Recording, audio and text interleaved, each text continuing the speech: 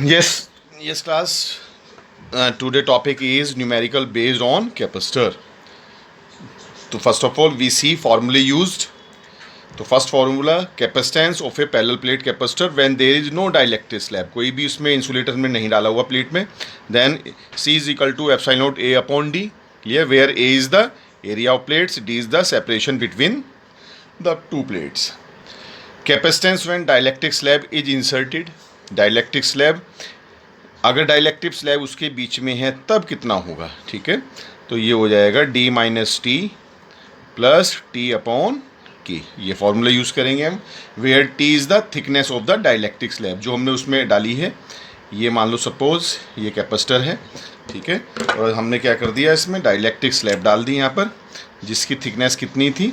जिसकी थिकनेस है टी, ये वाली. ठीक है, तब ये फॉर्मूला यूज़ करेंगे.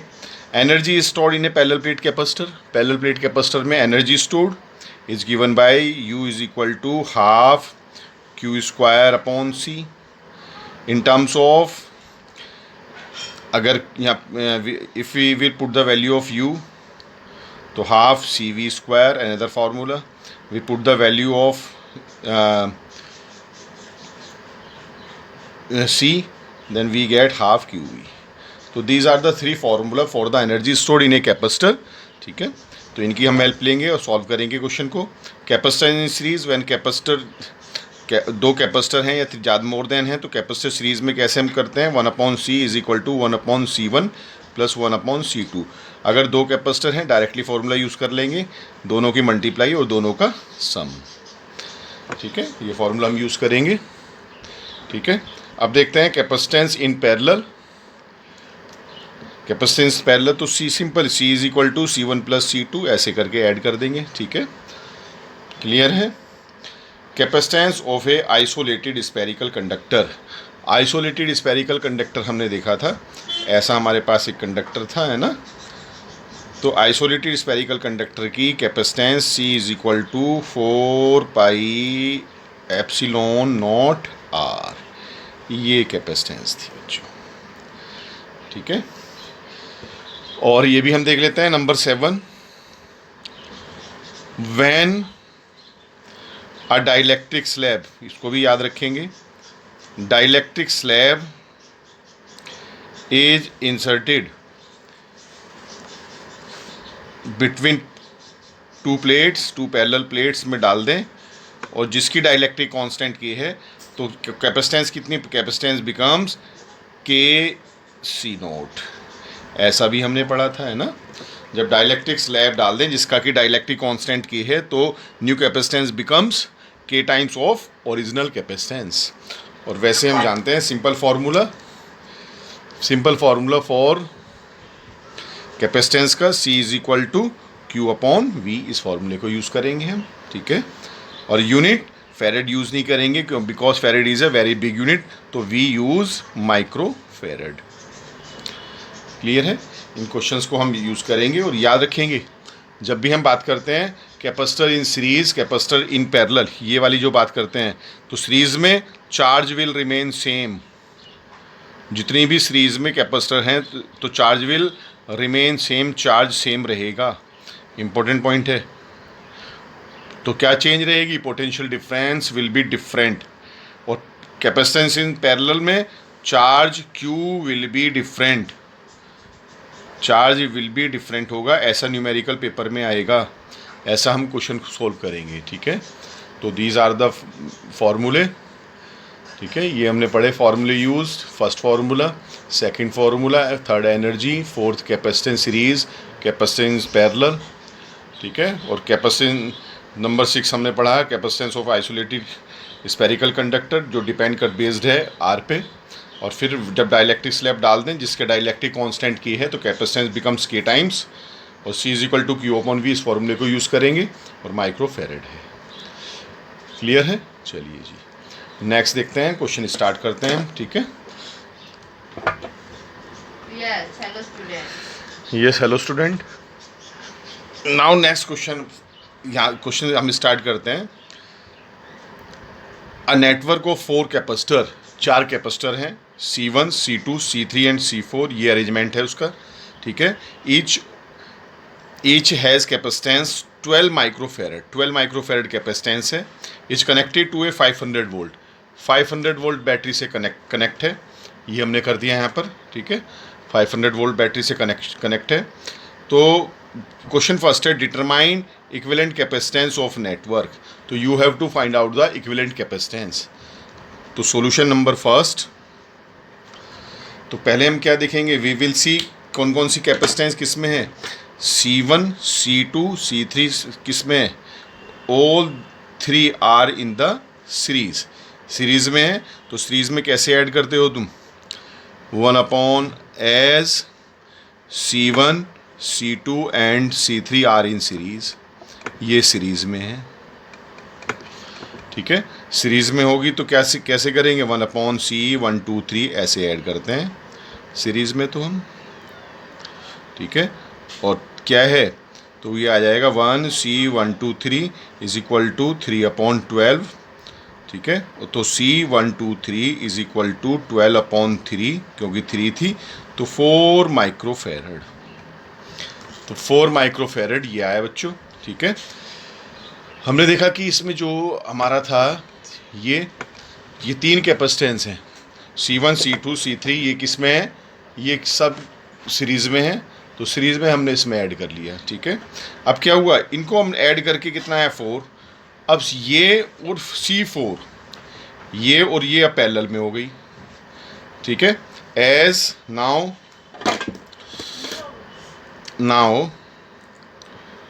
C1 2 3 and C4 are in parallel, ये पैरेलल में है, तो सिंपली क्या करेंगे, इनको ऐड कर लेंगे। पैरेलल में कैसे ऐड करते हैं, पैरेलल में तो C इक्विवेलेंट निकाल दो अब तो C1 2 3 प्लस C4, और C1 2 3 कितना आया था हमारा 4, और एक कैपेसिटेंस कितनी है C4 12 है, इज इक्वल टू कितना आ गया हमारा 16 माइक्रोफेरेड, ठीक है, 16 माइक्रोफेरेड। चलो बच्चों ये तो सिंपल था, यहाँ तक तो हम इजीली निकाल सकते हैं ना, क्योंकि हम we know very well capacitance in series, capacitance in parallel. और पैरेलल सीरीज का कैसे पता लगता है, देखो ये है बैटरी, यहाँ पर ये है बैटरी, मान लो सपोज करंट यहाँ से करंट गया I, वो करंट यहाँ पर भी डिवाइड होगा, पता नहीं इधर कितना गया होगा, यहाँ पर कितना गया होगा, इधर भी डिवाइड होगा। तो इट्स मीन जहाँ पर करंट डिवाइड होता है किसी 2 कैपेसिटेंस के अक्रॉस, वो इसका मतलब ये दोनों किस चीज़ में है, पैरेलल में। और यहाँ पर देखो ये करंट यहाँ सेम गया, सेम करंट गया, सेम करंट गया, तो C1 C2 C3 सीरीज़ में थी, है ना। तो इस तरह से हम देखेंगे कहाँ पर सीरीज़ में है, कहाँ पर पैरेलल में है। तो अब सेकंड पार्ट है बच्चों, हमारा सेकंड पार्ट है, हमसे पूछा गया है चार्ज ऑन ईच कैपेसिटर, हर एक कैपेसिटर पर चार्ज कितना होगा, ये क्वेश्चन इंपॉर्टेंट है, क्योंकि you have to find out the charge on C1 C2 C3 and C4, ठीक है। C4 पे निकालना है, तो देखते हैं चार्ज, तो हमने यहाँ से देखा एज किस में, C1 C2 एंड C3 किस में है, आर इन सीरीज में है, तो देयरफॉर क्या होगा, therefore Q1 is equal to Q2 is equal to Q3। Series में चार्ज क्या होता है, इक्वल होता है, और चार्ज का फॉर्मूला कैसे करेंगे, यहाँ से देखते हैं, क्योंकि C is equal to Q/V और Q is equal to C into V, ठीक है। तो C is equal to Q into V आ जाएगा, तो Q1 Q2 Q3 is equal to C कितना है, C वाला लिखेंगे तीनों के अक्रॉस, 1 2 3 के अक्रॉस कैपेसिटेंस कितनी थी, तो 1 2 3 वाली लिखेंगे। वोल्टेज देखते हैं बच्चों, वोल्टेज देखते हैं एक बार, क्वेश्चन को फिर चेक करते हैं। C1 C2 C3 पैरेलल हैं C4 के, C4 पैरेलल है 500 वोल्ट के, तो ये इसके पैरेलल है, ये इसके पैरेलल है। C1 C2 3 पैरेलल है किसके, C4 के, और C4 पैरेलल है 500 वोल्ट, और पैरेलल में वोल्टेज सेम होती है। तो यहाँ पर जो फार्मूला हमने यूज़ किया है ये वाला C1 2 3 हो गया, V कितना होगा, V होगा 500, तो V होगा यहाँ पर ये CV, तो यहाँ पर क्या रखेंगे, तो ये आ गया हमारा Q1 is equal to Q2 is equal to Q3 is equal to C1 2 3 कितना है 16 है, और V कितना है हमारा 500 है, ठीक है। तो ये हमने निकाल लिया यहाँ से। तो 16 5 को मल्टीप्लाई करेंगे, ठीक है, 80 ये आ गया बच्चों, ठीक है, माइक्रो कूलम। क्लियर है। तो हमें पता है सीरीज। अब क्या बचता है, चार्ज जो बचता है C4 ये वाला, ये पैरेलल में है तो इसके अक्रॉस क्या होगा, charge will different for C4। तो यहाँ लिखेंगे C4 के लिए तो Q4 निकालेंगे, Q4 is equal to C into V. तो C4 लिखेंगे, C4 कितनी है, तो C4 अलग है तो इसके पास है 12 माइक्रोफेरेड इंटू वोल्टेज, क्योंकि पैरेलल में है किसके, 500 इस बैटरी के, तो 500 12 560 माइक्रो कूलम। क्लियर है। तो ऐसा क्वेश्चन हमें देखना है, बस थोड़ा सा ध्यान रखना है सीरीज़ में पैरेलल में कैसे निकालते हैं, बस ऐसा हमें देखना है, ठीक है। बाकी क्वेश्चन सब सिंपल होंगे, ठीक है। नेक्स्ट क्वेश्चन देखते हैं। Yes student, next question is a dielectric material of dielectric constant K is inserted in half portion between the plates of a parallel plate capacitor। एक पैरेलल प्लेट कैपेसिटर है जिसके half portion में एक dielectric हमने डाल दिया जिसका dielectric constant है K, और हाफ पोर्शन में एयर ही रहने दी, ठीक है। हाफ पोर्शन में एयर है, हाफ में ये है। क्लियर। तो if it's initial capacitance is C before inserted the insulating medium, तो कैपेसिटेंस पहले कितनी थी, C थी, तो we have to calculate what is the new capacitance. New capacitance कितना हो गई बच्चों, ठीक है। तो हमें ये देखना है न्यू कैपेसिटेंस कितनी हो गई। क्लियर। तो मैं क्वेश्चन यहाँ से मैं करता हूँ उसको। पहले बच्चों देखेंगे कि अगर एक कैपेसिटर ऐसे है, अगर उसका भी अगर मैं डाइलेक्ट्रिक स्लैब ऐसे डालता हूँ तो इसका क्या सेपरेशन हाफ हो गया D/2। तो ये एक C1 हो गई, एक C2। एक डाइलेक्ट्रिक मैंने ऐसे डाल दी, एक प्लास्टिक डाल दी, और एक मैंने कोई भी दूसरी इंसुलेटिंग मीडियम डाल दिया, कांच डाल दिया, अलग अलग डाइलेक्ट्रिक स्लैब डाल दी इसमें, है ना। तो इस तरह से जब मैं ऐसे डालूंगा तो ये कैपेसिटेंस 2 पार्ट्स में डिवाइड हो जाएगी, ये C1 हो जाएगी, ये C2। तो ऐसे अरेंजमेंट को सीरीज़ में बोलेंगे हम। तो अगर जो बीच का सेपरेशन है वो हाफ हाफ हो जाता है तो ये कैपेसिटेंस सीरीज़ में होगी। अगर मैं ऐसे डालता हूँ, प्लेट का एरिया वाई डिवाइड करता हूँ, A/2 में एक डाइलेक्ट्रिक स्लैब डाल दी और इसमें कोई दूसरी डाल दी, तो A/2 तो ये C1 है, ये C2 है, तो ये किस में, आर इन पैरेलल। तो ये अरेंजमेंट पैरेलल का है। जैसे पैरेलल में कैपेसिटेंस को निकालते हैं ऐसे निकालेंगे, और यहाँ पर जैसे सीरीज़ में करते थे ऐसा ही करेंगे, ठीक है। तो मैं जैसे यहाँ कर रहा हूँ, ये डाल दी कैपेसिटेंस C1 है और यहाँ डाल दी कैपेसिटेंस C2 है, ठीक है। तो फिगर से हमने देखा, तो फिगर में जो है हमारा ये किस चीज़ में है, ये वाला अरेंजमेंट कैसे किस में है, पैरेलल में है। तो एज न्यू अरेंजमेंट, जो न्यू अरेंजमेंट जो किया है आर इन पैरेलल, पैरेलल में हो गया बच्चों, ठीक है। पैरेलल में हो गया तो C1 में एयर है यानी कुछ नहीं है, एप्सिलॉन A/A कितना हो गया, 2 हो गया, और D, क्योंकि फॉर्मूला क्या था बच्चों, कैपेसिटेंस का फॉर्मूला ये होता है, ठीक है। When dielectric slab is inserted, तो C2 देखते हैं, C2 तो C2 कितनी हो जाएगी, C2 इज इक्वल टू, वैसे तो कितनी होनी चाहिए थी, एप्सिलॉन A/2/D, लेकिन यहाँ पर डाइलेक्ट्रिक कांस्टेंट K है तो डाइलेक्ट्रिक आ जाएगा, क्योंकि डाइलेक्ट्रिक जब भी हम डालते हैं तो न्यू कैपेसिटेंस K टाइम हो जाती है उसके, ठीक है। अब किस चीज़ में है, पैरेलल में, तो therefore Cp is equal to, therefore equivalent capacitance in parallel is equal to C1 plus C2 से हम निकाल देंगे, ठीक है। C1 प्लस C2 निकाल रहे हैं। C1 कितना है, C1 ये है, एप्सिलॉन A/2D नीचे आ जाएगा, प्लस ये वाला K एप्सिलॉन A/2D, और यहाँ क्या करेंगे, इसको हम कांस्टेंट वो बाहर ले लेंगे, कॉमन ले लेंगे।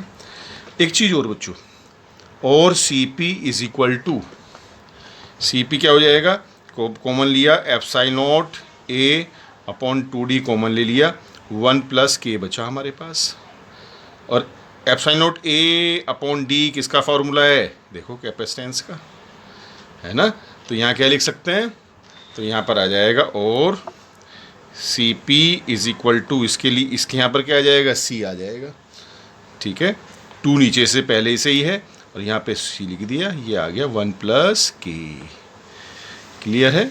तो ऐसे क्वेश्चन भी हमारे पेपर में आ सकते हैं, ठीक है। तो हमने दिखा लिया half half portion area wise होगा तो सीरीज़ में होगा, और अगर सेपरेशन हाफ होता है d/2 तो नेक्स्ट क्वेश्चन देख लेते हैं ऐसा ही, ठीक है। चलिए क्वेश्चन नेक्स्ट देखते हैं। इम्पोर्टेंट क्वेश्चन है बच्चों, ये क्वेश्चन है।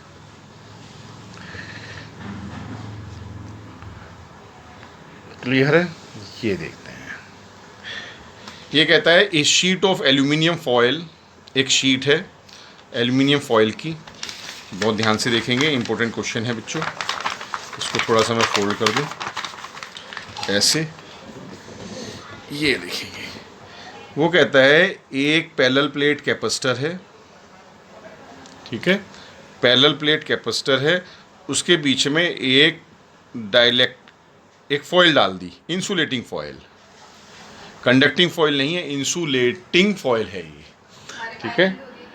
तो हमने देखा है क्वेश्चन में ही देखेंगे, a sheet of aluminium foil of negligible thickness is placed between the plates of a capacitor, what effect has it on the capacitance. Capacitance पे क्या फ़र्क पड़ेगा, कब, when the foil is electrically insulated. Electrically insulated है तो क्या होगा बच्चों, इलेक्ट्रिकली इंसुलेटेड में तो क्या हुआ, d/2 डिवाइड हो गई, d/2 डिवाइड हो गई, ठीक है। तो ये कैपेसिटेंस बन गई C1 और ये हो गई C2, ठीक है ना, डिवाइड कर दिया इसको। तो अब हम फॉर्मूला जानते हैं एज, बस सीधा देखेंगे, C = ε0 A/d। डिस्टेंस कितना हो गया, हाफ। देखेंगे डिस्टेंस कितना हुआ है, डिस्टेंस हाफ हुआ, तो कैपेसिटेंस विल बिकम्स ट्वाइस, तो कैपेसिटेंस ट्वाइस हो जाएगी। इसका भी डिस्टेंस हाफ हुआ तो यहाँ भी कैपेसिटेंस 2c, इसका भी हाफ हुआ, इसकी भी कैपेसिटेंस 2c, ठीक है किस में, ये सीरीज़ में है। तो एज कैपेसिटेंस इन सीरीज़, कैपेसिटेंस किस में है, सीरीज़ में है, ठीक है। तो सीरीज़ में हम कैसे जोड़ते हैं, देयरफॉर इक्विवेलेंट कैपेसिटेंस निकाल लो, C = तो सीधा मैंने 2 कैपेसिटेंस वाला फॉर्मूला बताया था, दोनों की प्रोडक्ट और दोनों का सम। तो आंसर कितना आ जाएगा, C आ जाएगा बस। तो टोटल कैपेसिटेंस कितनी हो गई, C हो गई, ठीक है। अब क्वेश्चन बच्चों फिर इंपॉर्टेंट है, फिर उन्होंने हमसे कहा है, सेकंड पार्ट में पूछा है ये, the foil is connected to the upper plate, the foil is connected to the upper plate with a conducting wire. अब फिर देखेंगे जरा यहाँ पर क्वेश्चन इस बार क्या है, क्वेश्चन चेंज किया इन्होंने, ये ऐसे थी, ठीक है, बीच में पहले इंसुलेटेड फॉयल थी, यहाँ पर अब एक वायर इन्होंने जो कंडक्टिंग वायर लगा दिया, इस फॉयल से एक कंडक्टिंग वायर कनेक्ट कर दिया ऐसे। तो ऐसे करने से क्या हुआ, यहाँ के जो पॉजिटिव चार्ज थे, पहले यहाँ पर पॉजिटिव चार्ज थे, यहाँ पर पॉजिटिव चार्ज थे, ठीक है, ऐसे था पहले, यहाँ नेगेटिव इंड्यूस हो गए थे, नेगेटिव नेगेटिव, यहाँ पॉजिटिव पॉजिटिव पॉजिटिव, यहाँ नेगेटिव नेगेटिव नेगेटिव, ऐसे इंड्यूस हो गए थे। तो यहाँ पर क्या होगा, जैसे कंडक्टिंग चार्ज फ्लो करेगा तो पॉजिटिव चार्ज यहाँ आ जाएगा और नेगेटिव चार्ज यहाँ रह जाएगा। तो अब कैपेसिटर बस ये है इतनी सी, ये कैपेसिटर, ये अलग कैपेसिटर नहीं रही क्योंकि पॉजिटिव चार्ज यहाँ शिफ्ट हो गया। तो कैपेसिटर ये है d/2 ये तो ख़त्म हो गई, ये कैपेसिटर नहीं है, बस ये वाली कैपेसिटर है, यहाँ से देखेंगे बस इतना। तो इस कैपेसिटर का सेपरेशन कितना हो गया, d/2, तो उसकी कैपेसिटेंस कितनी हो जाएगी, डबल हो जाएगी 2c, ठीक है। अगर कंडक्टिंग फॉयल से इसको कनेक्ट करेंगे तो ये d/2 एक ही कैपेसिटेंस बनेगी और सेपरेशन इसका हाफ हो गया तो it's capacitance becomes twice, double हो जाएगी 2c। इसका ध्यान रखेंगे, सेकंड का यही आंसर है। क्लियर है। चलो नेक्स्ट क्वेश्चन देखते हैं।